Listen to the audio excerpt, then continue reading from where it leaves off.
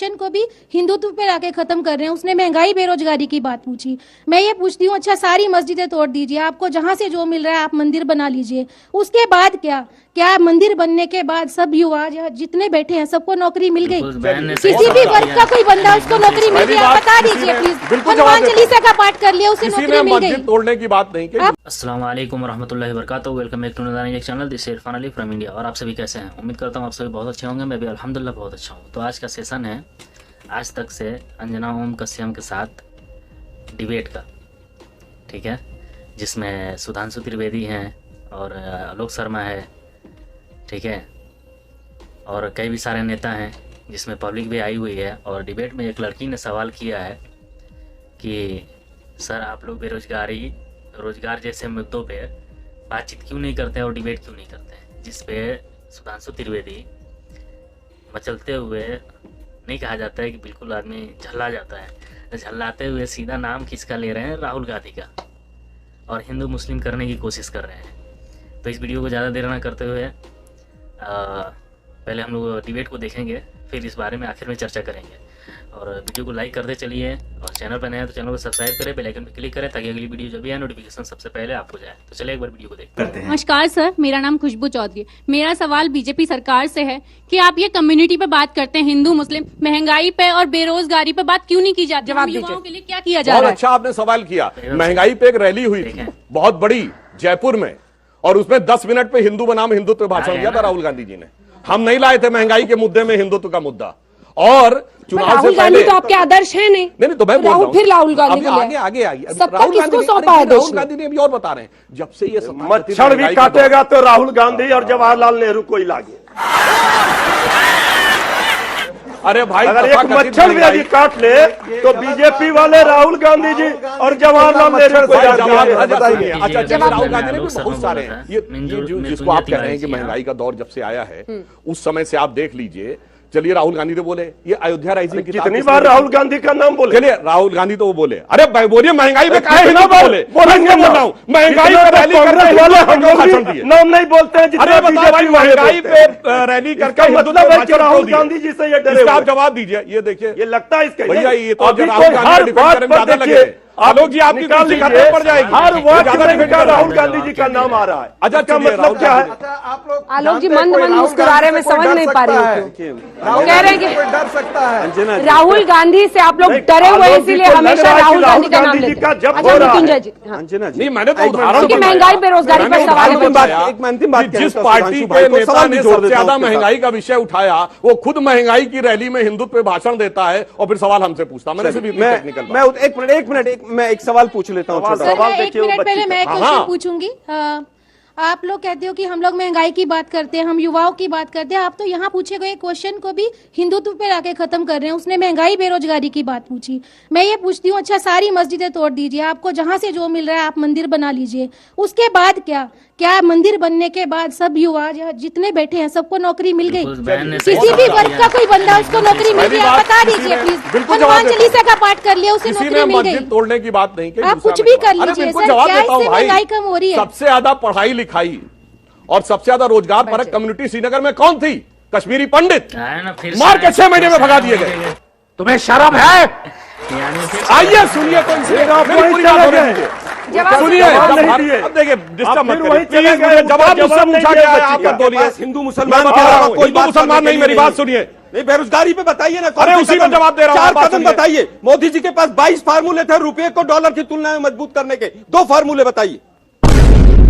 जब मुख्यमंत्री थे 22 फार्मूले हैं मेरे पास। मुझे भी शासन करना आता है। भाइयों बहनों मित्रों, ऐसे नहीं होता है। कैसे होता है बताओ जरा। मैं सारे युवाओं को बताना चाहता हूं, पढ़ाई भी जरूरी है, विकास भी जरूरी है, नौकरी, यानी पढ़ाई लिखाई कमाई तीनों जरूरी है। मैं उदाहरण देना चाहता हूं। अभी कोरोना काल था, ठीक, पढ़ाई लिखाई कमाई से ज्यादा जरूरी क्या हो गया था कि मुंह पे मास्क रहे कि वायरस अंदर ना घुसने पाए, और अगर अंदर घुस जाए तो अंदर इम्यूनिटी इतनी रहे कि वायरस को किल कर दे।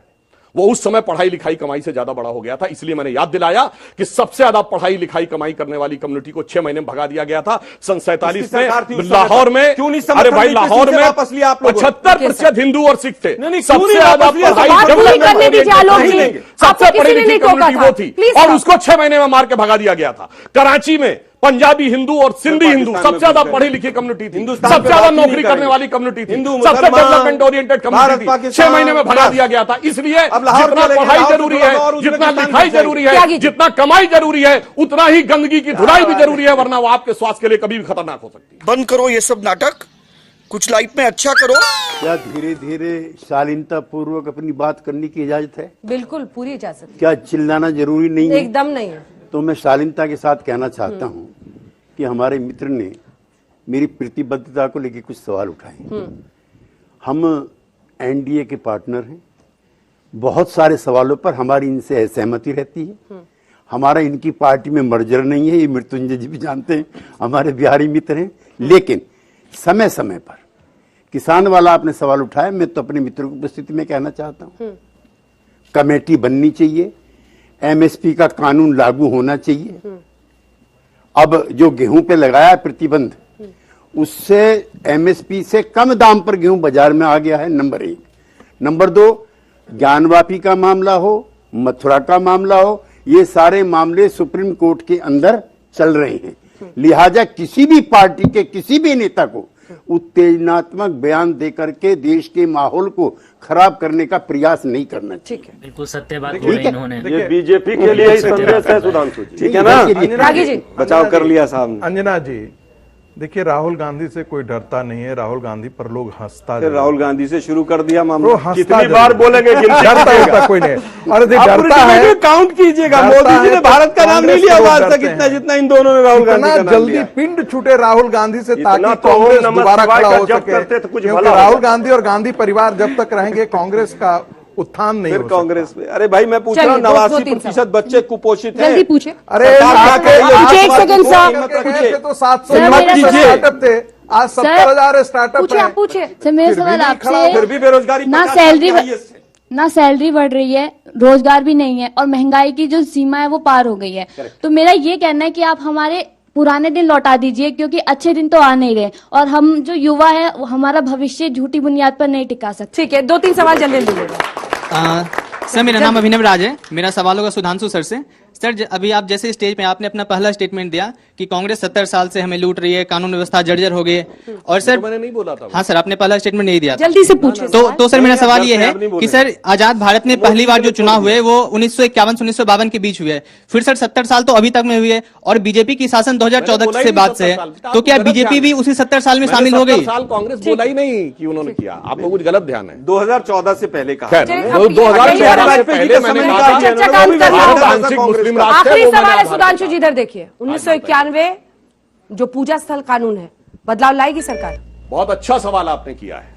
उत्तर एक्चुअली नहीं में मिलेगा। 1991 पूजा स्थल कानून को कोर्ट में चुनौती दे दी गई है। यदि कोर्ट ने रिजेक्ट कर दिया होता तो मामला जुडिशरी के परव्यू से बाहर हो जाता। चूंकि कोर्ट ने उसे विचारार्थ स्वीकार कर लिया है, इसलिए मामला जुडिशरी के अंडर में है। इसलिए अभी उसमें कोई काम करना उसके अगेंस्ट में होगा, हस्तक्षेप। मगर राजनीतिक दृष्टि से हमारा विचार बहुत स्पष्ट था, हम उसके अगेंस्ट थे। क्यों? मैं उदाहरण इसलिए पूछता हूं, बताइए आज तक कोई ऐसा कानून बन सकता है जो रेट्रोस्पेक्टिव लागू हो, और रेट्रोस्पेक्टिव भी 44 साल पुराना लागू हो? और जब 1991 में किया गया तो क्या सरकार के पास रिलीजियस प्लेसेस कितनी थी उसका डाटा है उस एक्ट में? नहीं। रिलीजियस प्लेसेस का स्टेटस क्या था इसका डाटा है? नहीं। रिलीजियस प्लेसेस के स्टेटस की डेफिनेशन क्या है? नहीं। इतना नॉन सब्सटेंटिव इलॉजिकल कानून लाकर और उसको ये कहते हैं। और दूसरी बात, अगर इतनी ईमानदारी है, मानता हूं, तो फिर कहो ना कि 1990 के बाद जितने मंदिर तोड़े गए थे कश्मीर में, ये लोग कहें सेकुलरिज्म के सूरमा, उनको भी रेस्टोर करेंगे। वो भी। तो वीडियो कैसा लगा आप लोग को? वीडियो आप लोगों ने देखा पूरा, और देखे मैं एक बात कहना चाहूँगा कि बहुत ज़रूरी है कि बेरोजगारी, रोजगार जैसे मुद्दों पे बातचीत हो। पहली बात बहुत ही ज़रूरी है, क्योंकि आज की डेट में हमारे देश के नौजवान बहुत ही मुश्किलों से गुजर रहे हैं, बहुत ही मुश्किलों से। किसी के पास नौकरी नहीं है, ग्रेजुएटेड बंदे हैं, मास्टर डिग्री किए हुए बंदे हैं, नौकरी मिलना बहुत मुश्किल हो गया, और जिसके पास नौकरी है उसके पास सैलरी बढ़ना मुश्किल हो गया। तो ये बहुत ज़रूरी है कि इस पे बातचीत हो, चाहे वो डिबेट में हो, वो चाहे लोकसभा में हो या राज्यसभा में, जहाँ भी हो, लेकिन बातचीत होनी बहुत ज़रूरी है। दूसरी बात सुधांशु त्रिवेदी जी का, तो इनका वीडियोज आज से मैं इनके स्पीचेज नहीं देखता हूँ। इनका हमेशा की यही आदत है, इनसे सवाल करो सीधा तो ये बात करेंगे ऐसे, ये कभी सीधे तरीके से बात नहीं करते हैं। ये जो लाजिमी घुमा फिरा के पाकिस्तान, हिंदुस्तान, हिंदू मुस्लिम लाजमी ये करेंगे। ये बीजेपी वालों में तकरीबन सब में यही आदत है। आजकल तो वो गोबर पात्र आते ही नहीं है, नज़र ही नहीं आते आजकल।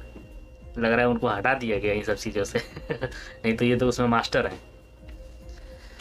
और वीडियो आप लोग कैसा लगा कमेंट में राय जरूर दीजिएगा। वीडियो को लाइक करें, चैनल पर नए तो चैनल को सब्सक्राइब करें, बेल आइकन पर क्लिक करें ताकि अगली वीडियो जब भी आए नोटिफिकेशन सबसे पहले आपको जाए। तो चलिए मिलते हैं अगली वीडियो में इंशाल्लाह।